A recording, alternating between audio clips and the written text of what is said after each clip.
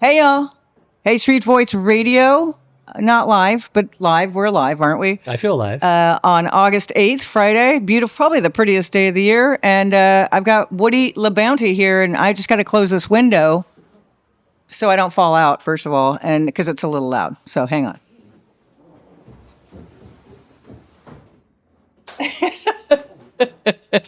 All right. Hey, Woody. Hey. Thanks for doing this. Thank you. Really, really awesome to have you here.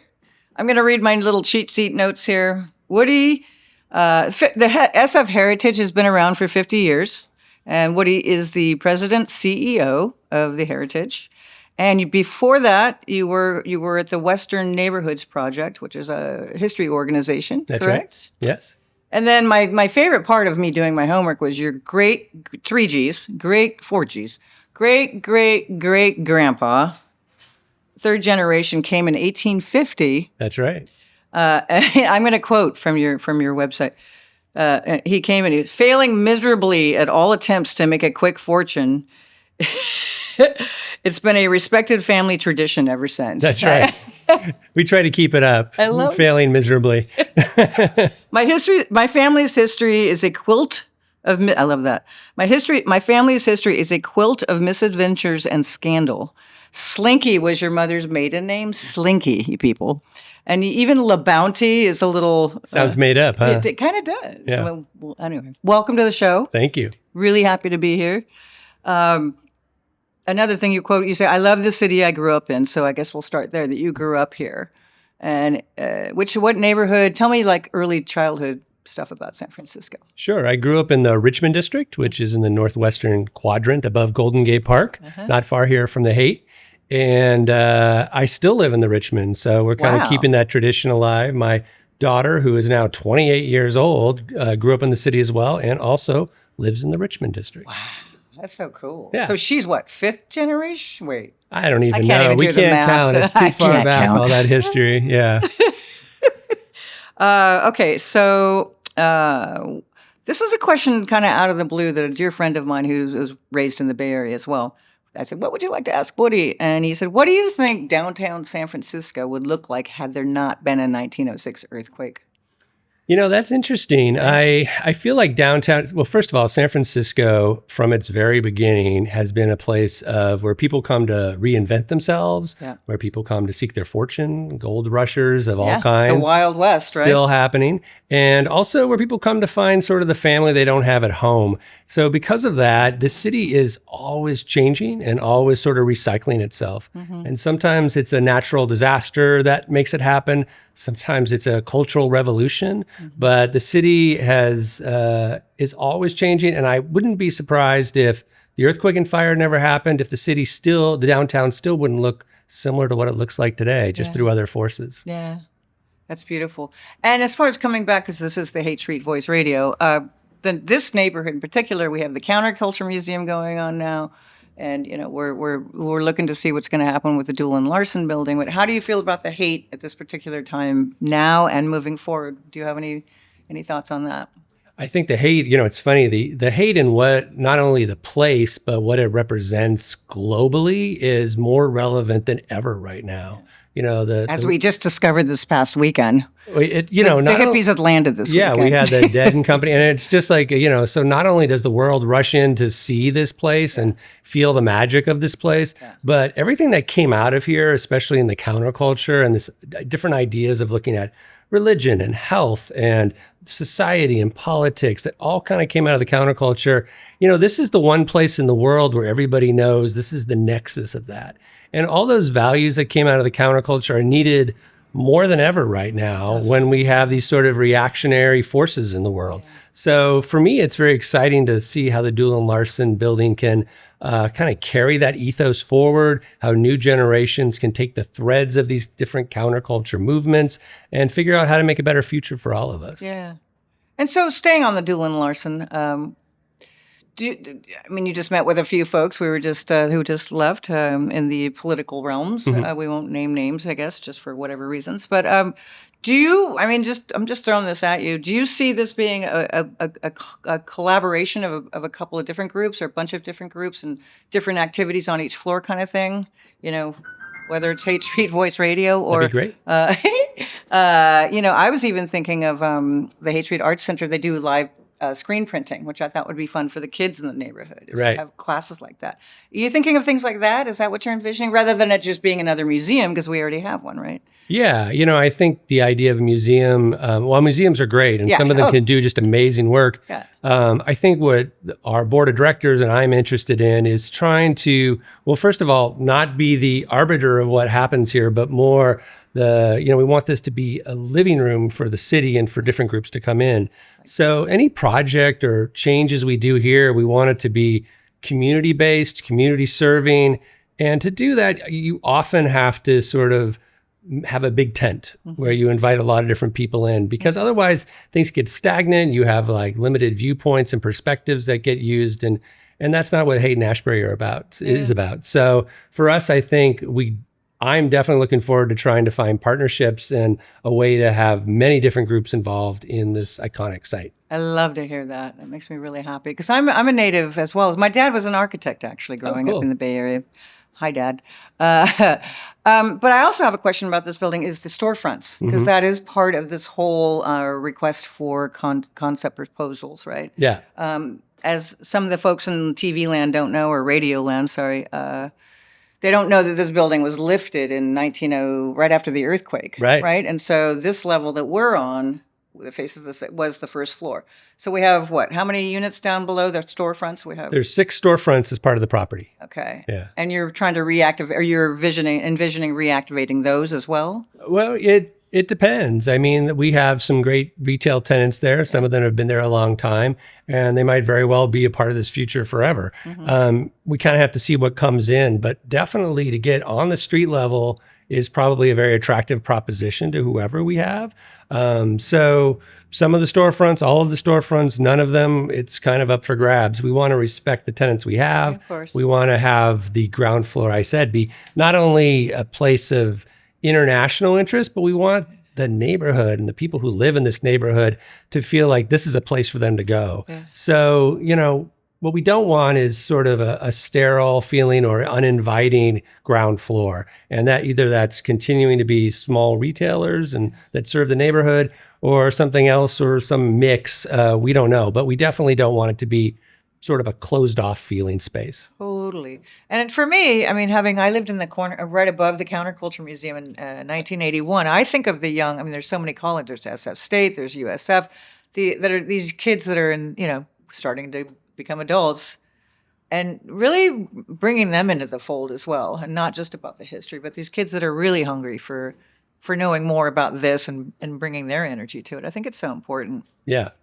Maybe you've heard the children are our future. I have a cat. That's as far as I got, Woody. Okay. Yeah, All right. Thanks for that. Let's see. What would you like to see at Haight Street Voice Radio?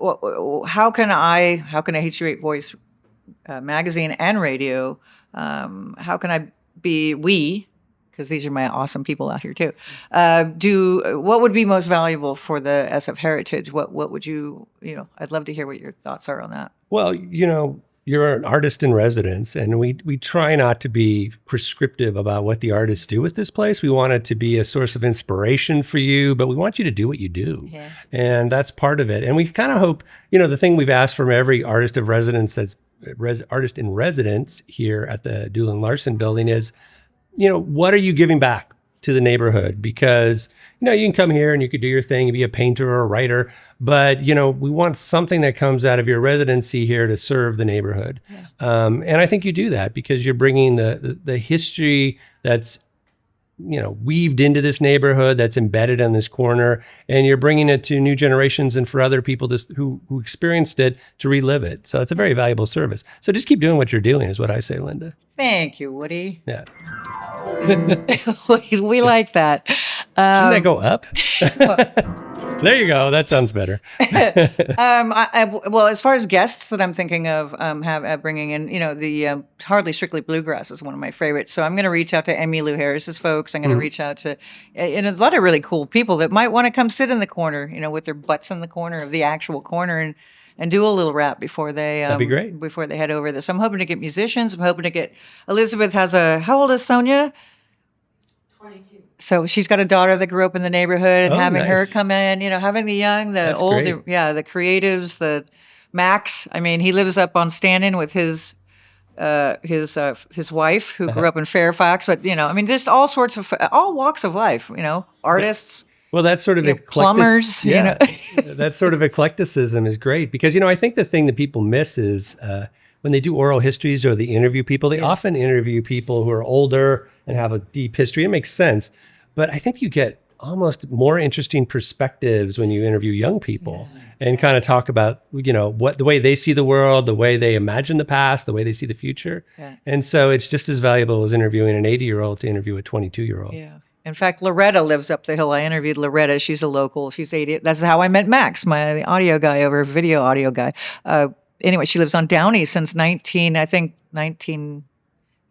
Jesus, I want to say 59, 60. She came here. Anyway, so that whole mix, and she's a kid at heart. I mean, right, Max? Okay, so let's see. Well, one of my notes is, where should I point the Haight Street Voice Radio listeners to come check out SF Heritage and all of that? Yeah. But we'll get that down, and I'll call out your website and all of that. Sure. I'd like to do a shout out to the SF Heritage. It's just sfheritage.com, pretty much. Yeah, it is. It's .org. .org. Because we're a nonprofit. Okay. There it is. Yeah. And lastly, Woody, and again, thanks for being here. Sure. This is so awesome. Thanks everybody for listening and watching. I never know if it's radio or video or or magazine. It's media. Yeah. Okay. It's an experience. There it is. As always, I don't really know what I'm doing, but I'm glad I'm here, kind of thing. We're not doing it together, or we are doing it together. Right. Yeah. And shout out to Ben Fong Torres, who was my teacher at SF State, who journalism and all of this full circle. He's going to be on the show for sure. He's very excited to come on here. Yeah. Great. One of the founders of Rolling Stone magazine out there. So lastly, what would you like to say? This is Haight Street Voice Radio, hyper-local with a global perspective. What would you like to say to the Haight community and communities all over the world? Oh, every community in the world. Well, to community in general. Yeah. I guess what I'd like to say is Haight and Ashbury is the most famous intersection in the world. I can't think of another one. And, what San Francisco Heritage is all about is not the past. Even though we're a preservation organization, even though our mission is to celebrate, enhance, and preserve San Francisco's architectural and cultural heritage, preservation isn't about looking back, it's about looking forward.